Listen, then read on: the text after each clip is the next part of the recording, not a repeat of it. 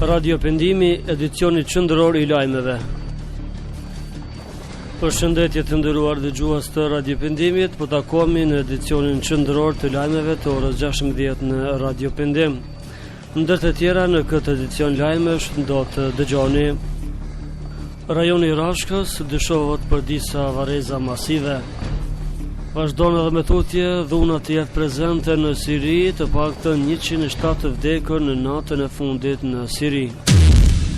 Serbët e Kosovës pajisen me targa KS e RKS. Zëvendës ministri I punëve të brendshme të Kosovës Sasa Rashiqi tha sot se më shumë se 2000 serbë kanë paraqitur kërkesat për regjistrimin e automjeteve të tyre dhe në vend të targave serbe të marrin ato të Republikës së Kosovës KS dhe RKS. Ai theksoi se Kosova përmes Interpolit dhe Euleksit ka bërë kërkesën për verifikim të automjeteve në Ministrinë e Punëve të Brendshme në Beograd, që ato të mos janë të vjedhura, por sipas tij ende nuk ka arritur përgjigje për validitetin dhe legalitetin e automjeteve. Rashiqi bëri të ditur se me marrjen e një përgjigje nga Beogradi, menjëherë do të lëshohen në qarkullim tabelat e rregullta të Kosovës, ndërkaq banorët e Kllokotit që sot kanë marrë tabelat e përkohshme, ndonë se kanë pritur mbi 2 muaj për tabelat e rregullta, megjithatë shprehen të kënaqur me këtë zgjidhje. Ndërsa sa I përket veriut të Kosovës, ku vazhdojnë të lëshohet targa nga MPB Serbisë me akronimet e qyteteve të Kosovës, zyrtarët e MPB-s të Republikës së Kosovës thanë se për këtë pjesë të Kosovës është përgjegjës Euleksi, që të zbatojë marrëveshjen e arritur në Bruksel lidhur me këtë çështje. Rajoni I Rashkës dyshohet për disa varreza masive. Në udhëheqjen e kryesuesit të Komisionit Qeveritar për persona të zhdukur, Preng Gjetaj, është mbajtur takimi I rregullt I Komisionit Qeveritar për persona të zhdukur.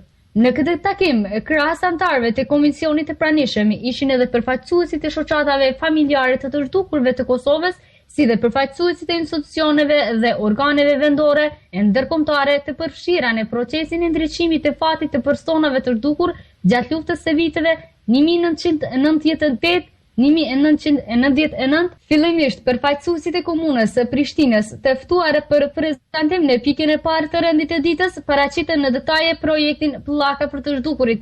Gur themeli këtij monumenti është vendosur më 30 gusht 2012 në kuadër të aktiviteteve për shënimin e ditës ndërkombëtare të të zhdukurve.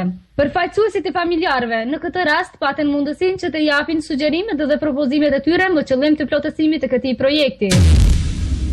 Bujar Nishani të zbatojnë prioritetet e KES. Presidenti I Shqipërisë Nishani ka thirrur në një tryezë të rrumbullakët njësor drejtuesish të institucioneve kryesore, pjesë përbërëse të sistemit të drejtësisë. Kreu I shtetit në fjalën e tij ka vënë theksin të zbatimit prioriteteve të vendosura nga Komisioni Evropian përmes një koordinimi dhe bashkëpunimi për reformën në drejtësi. Ai ka bërë thirrje politikës për miratimin e 3 projektligjeve të kërkuara nga KEA. Maqedoni, 100 vjet shtet, shqiptarët ende likuidohen në përburgje. Në vend të protestave të paralajmëruara në shenjë revolte, shoqata E ish-burgosëve politik në prag të 100 vjetorit të pavarësisë së shtetit shqiptar, duke filluar nga 20 nëntori, do të vizitojë familjarët e viktimave sipas tyre të pafajshme, si ato në Smilkovc, Brodec, rasten dhe vrasje e likuidime në përburgje, familjen e Harun Aliut dhe të tjerë, thot kryetari I SHVL-s Shpëtim Pollozhani.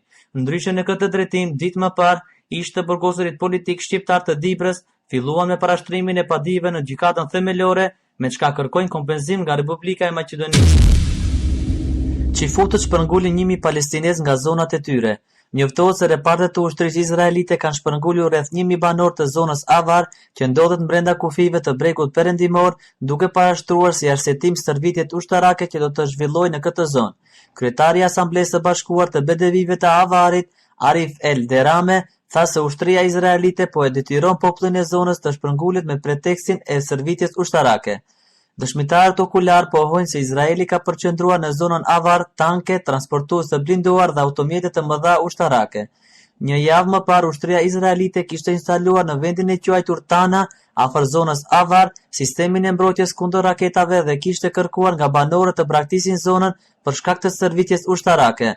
Para vitit 1967, numri I palestinezëve në Avar ishte 320.000, por si pasojë e politikave izraelite, ky numër sot ka rënë në 60.000 banor. Luftime për çlirimin e Bukmal dhe Dir Zur. periferia e Damaskus, veçanërisht pjesa jugore e tij, gjatë ditës dhe natës është mbjellur nga raketat. Përleshjet e ashpra ka pasur në Tadmur dhe Dira. Sipas njoftimit të aktivistëve, në bazën e madhe ushtarake, posaçërisht në shtabin gjeneral të divizionit të 4, kjo pjesë ka qenë në bombardime. Në lindje të vendit në Dir Zur, njoftohet për sulme që duket se lajmërojnë për një ofanzivë të re të ushtrisë shërbimtare. Sulmet janë përfshirë intensivisht rreth aeroportit Hamdan, ku ushtria shërbimtare ka rrezuar një helikopter.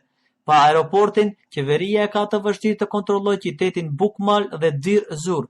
Lufta gjithashtu është skaduar edhe në provincën Dira, ndërsa përleshjet po vazhdojnë edhe përreth Res Al Ain në veri. Siri, të paktën 107 persona të vdekur natën e fundit. Vetëm dje kanë vdekur të paktën 107 persona, ndërmjet të cilëve 5 fëmijë nga dhuna në Sirinë e përfshirë nga trazirat, njoftoi Komiteti Sirian i Koordinimit të Opozitës. Ky bilanc është ende i përkohshëm, than burime nga ky komitet që nuk duan të identifikohen. Të paktën 35 të vdekur ka patur në provincën veriglindore të Hasakut, në kufi me Turqinë, ku avionet të ushtrisë siriane bombarduan qytetin Ras Al Ain, që ndodhet nën kontrollin e rebeleve. 29 të tjerë janë vrarë në Damask dhe 43 në Halep. Vendet e gjirit njohën opozitën siriane.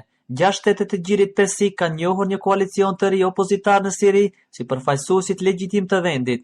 Koalicioni kombëtar për revolucion sirian dhe forcat e opozitës u shpall të diellën në Doha të Katarit me qëllim të unifikimit të fraksioneve që kërkojnë të rrezojnë presidentin Bashar al-Assad. Kryetari i koalicionit do të jetë Muaz al-Khatib, një ish imam i xhamis Umayyad në Damask që u larguan nga Siria më herët gjatë vitit. Vendet perëndimore dhe Turqia më herët gjatë ditës mirëpritën krijimin e koalicionit.